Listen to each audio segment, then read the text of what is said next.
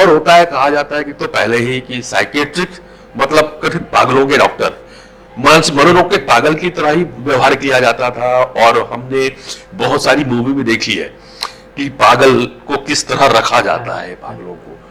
तो मनोरोग को या साइकेट्री को लोग लगभग उस एंगल से भी देखते हैं जो कि पिक्चरों में दिखाया जाता है। जी हकीकत क्या है सर? हकीकत से बिल्कुल परे है। जनरली सर हमारा इंफॉर्मेशन कहाँ आता है, हमारा सोर्स ऑफ इंफॉर्मेशन अगर हम देखें तो टीवी के सीरियल्स हैं, फिल्म जगत है, या तो न्यूज़पेपर, ये तीन हमारे मेजर सोर्स ऑफ इंफॉर्मेशन है। तो यहाँ पर जो डायरेक्टर्स दिखा दिया या इन्होंने जो दिखा दिया, या शौक लगाने का हम लोग देखते थे कि जैसे आप बेटा मुंह फिल्म देखेंगे, या मैक्सिमम टाइम में आप देखेंगे कि जो साइकेट्रिक पेशेंट है उसको कॉमेडियन के रूप में दिखाते थे, या जो साइकेट्रिस्ट है उसको जोकर के रूप में दिखाते थे, या बहुत एग्रेशन में उसको दिखाते हैं। जो तो जनरली वैसा नहीं होता, ये टोटली जो आप फिल्मों में देखते हैं वो बिल्कुल अलग है। इन जनरल वैसा नहीं होता है।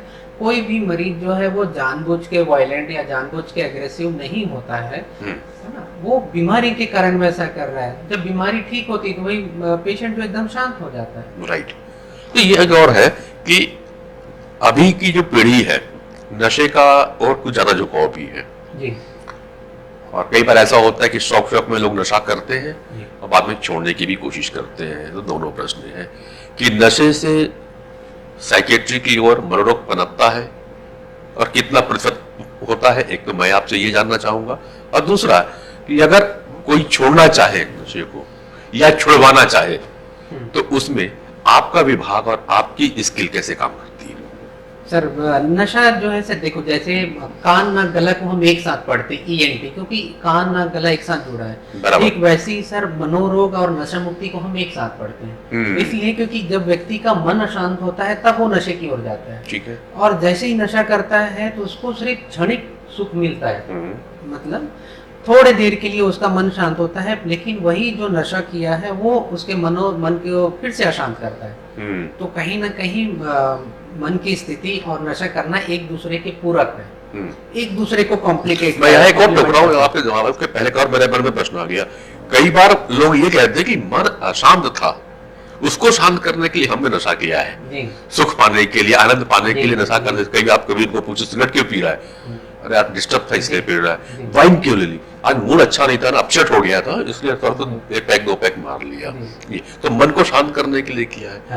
अब उसमें हाँ वही मैं कह रहा था, ये क्या होता है कि जो मन शांत होता है वो सिर्फ यहाँ पर फिर से एक भ्रम जो है, या जैसे यहाँ पर भी मैं बोलूंगा कि यहाँ पर भी टीवी जगत और सिनेमा का बहुत बड़ा योगदान है कि अगर हीरो को हीरोइन नहीं मिली या कुछ हो गया तो वो बोतल दिखाएंगे, फिर एक गाना उसमें इमोशनल गाना वो कबीर की एक पिक्चर आई थी ना, आप लोग मेडिकल कॉलेज स्टूडेंट था, मेरी वाली नहीं आ रही करके। हाँ तो एक्चुअल में वो गलत चीज है, नशा कहीं से भी समाधान नहीं है।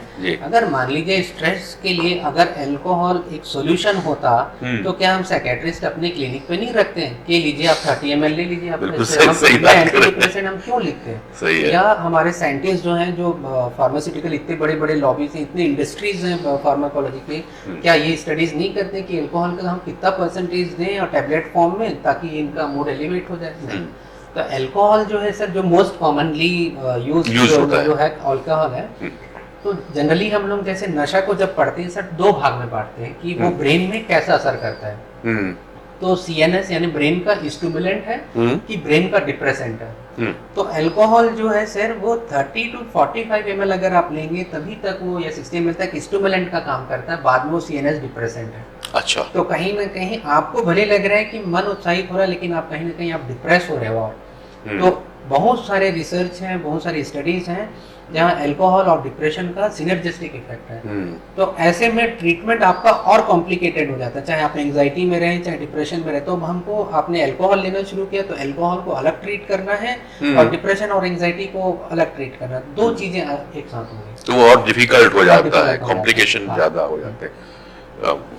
अभी एक और आते कि जल्दी जब हम आप लोग ट्रीट करते हो पेशेंट को, तो एक धारणा और है कि वहां पे जाओ तो डॉक्टर साहब हम लोग दवाई पता नहीं क्या लिख के देते हैं, हमारा बालक तो सोता ही रहता है, हमारा मरीज जो है तो सोता ही रह जाता है ऐसी चीजों में। तो क्या ये केवल भ्रम में है या ऐसा होता ही भी है?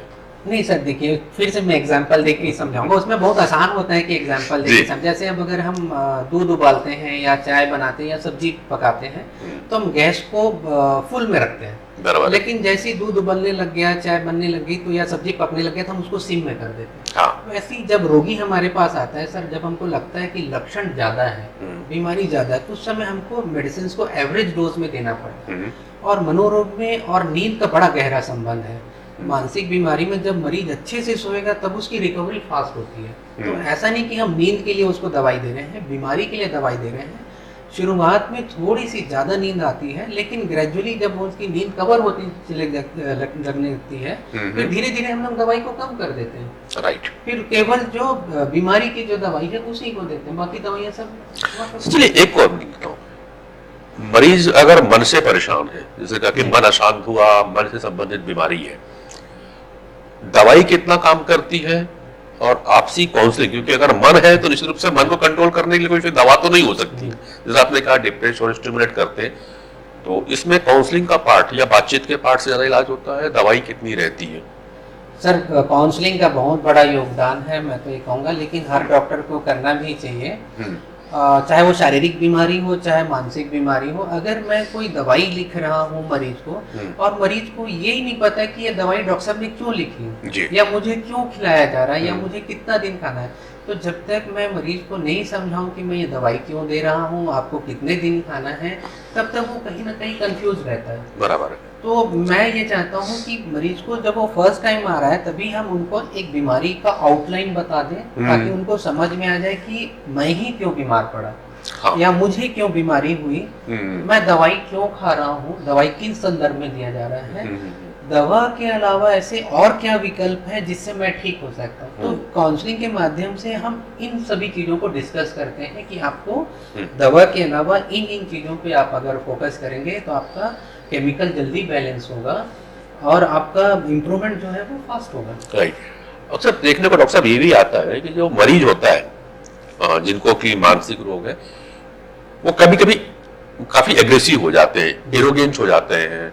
कभी कुछ ऐसा हुआ है आप लोग के साथ में कि अस्पताल में आपसे कोई मरीज मिलने आया, अचानक एकदम से एग्रेसिव हो गया है और कुछ आप पे अटैक कर दिया? हालांकि मुझे एक घटना मुझे याद है, हमारे ही सीनियर थे, मित्र ही थे, वो काफी रिजल्ट थे, अब तो शायद रिटायर हो गए होंगे मेडिकल कॉलेज से, तो उनके यहाँ बैठा हुआ था। काफी पुरानी घटना है, मतलब ये लगभग सन 98-99 के आसपास की बात है।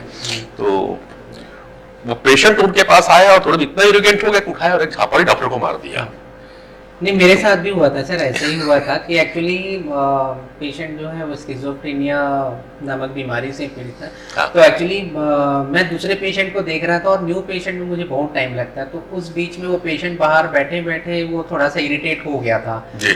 अब वहाँ पर मेरे कैबिन में और उसमें बाहर में सीसीटीवी कैमरा लगा हुआ है, 3-4 सीसीटीवी का। तो वो उसको मरीज को लगा कि ये डॉक्टर भी मेरी वाइफ से मिला हुआ है और ये सीसीटीवी कैमरा से ये सारा प्रसारण कर रहा है और लाइव ये मेरे को दिखा रहा है बाहर। अच्छा। तो जब उनकी बारी आई और बैठे ना, तो थोड़ी देर में ही उठ के फिर उसने थप्पड़ डाल के तो होता है सर कभी कभी पार्ट एंड ऑक्यूपेशनल हजार्ड जो हम कहते हैं, तो ऑक्यूपेशनल हजार्ड है, पर ये बहुत रेयर है। मेरे ख्याल से मैं 15-17 साल में ये पहली बार ऐसा इंसिडेंट हुआ। 90% या 99% पेशेंट जो एग्रेसिव रहते हैं वो अपने फैमिली मेंबर्स के लिए रहते हैं, डॉक्टर्स के लिए कभी नहीं रहते हैं। अगर हम बोलते हैं कि शांत हो जाओ, चुप हो जाओ, तो वो मान जाते हैं। या एक फीमेल पेशेंट ऐसी आई थी, वो इतना गाली दी थी मेरे को बाहर बैठे बैठे, बहुत ज्यादा। तो वो होता है, वो हमको मालूम कि वो चलो अब इसमें से मेरा ये है कि पेशेंट एरोगेंट हो रहा है, चीजें हैं, दिन भर आप ऐसी लोग से मिल रहे हैं जो नॉर्मल नहीं है। मतलब एक जो डिपार्टमेंट आप लोग जो इसको कर रहे हैं सामान्य है, सर्दी खांसी बुखार का है, कैंसर है, ये चीज सबको पता, उसको पता कि यार मेरे को ये बीमारी है। वो जो पेशेंट आता है वो तो कई बार मानती नहीं मैं बीमार हूँ, रिलेटिव लेकर के आते हैं और वो आपके पास आना नहीं चाहता, उस पर आप वो रिगेंट होता है। इसमें कभी आप लोग परेशान नहीं होते? नहीं होते सर, अगर हम ही परेशान हो जाएंगे फिर हम ठीक कैसे करेंगे? चलो तो फिर करते क्या है, मतलब ये देखा जाए कि मन है भाई, आप भी एक इंसान है और हम भी एक इंसान है। इतने देर में तो आम आदमी, हम जैसे लोग तो कोई हर देर 2 दिन तो हम लोग तो परेशान हो जाए। तो मन को शांत रखने के लिए इतने सारे एरोगेंट लोगों को मिलने के बाद, इतने विचलित लोगों को मिलने के बाद भी अपने मन को वैसा ही शांत रखना जैसे भी आप बैठे हो, इसके लिए क्या करते हो आप लोग? नहीं कुछ नहीं सर, वही एक तो अगर साइकेट्रिस्ट बनना है तो आपका पेशेंस लेवल बहुत हाई होना चाहिए। आप मतलब हमें सिखाया भी ये जाता था जब हम पीजी करने गए तो कि आपके चेहरे से मरीज को लगना ही नहीं चाहिए कि आपका भाव बिगड़ रहा है या वो गुस्सा हो रहा है, तो आपके आंख से वो झलकना ही नहीं चाहिए कि आप भी गुस्सा हो रहे हैं। ये तो हमको ट्रेनिंग में बताया भी जाता है, कहीं से वो है। दूसरे सर अगर मैं अपने लिए बोलूँ तो मैं नियमित व्यायाम करता हूँ, योग करता हूँ, ताकि मैं और काम डाउन रहूँ और अच्छे से पेशेंट को हैंडल कर सकूँ। अपने पेशेंट को भी सलाह देते हो कि आप भी योग मेडिटेशन की ओर जाओ? बिल्कुल सर, वो तो जरूरी चीज है, वो सभी के लिए है। सभी के लिए, सबको मैं तो ये कहता हूँ सर, जो बीमार व्यक्ति है वो योग और ध्यान करे ताकि उसकी बीमारी जल्दी ठीक हो। तो चलो एक चीज मतलब अगर कोई सामान्य व्यक्ति जैसे आप है, समय का अभाव रहता है, लोग का ये कहना है, तो वो अपने कम समय में ऐसे कौन से योग और मेडिटेशन कर ले जो डॉक्टर शशिकांत राजपूत जी करते हैं?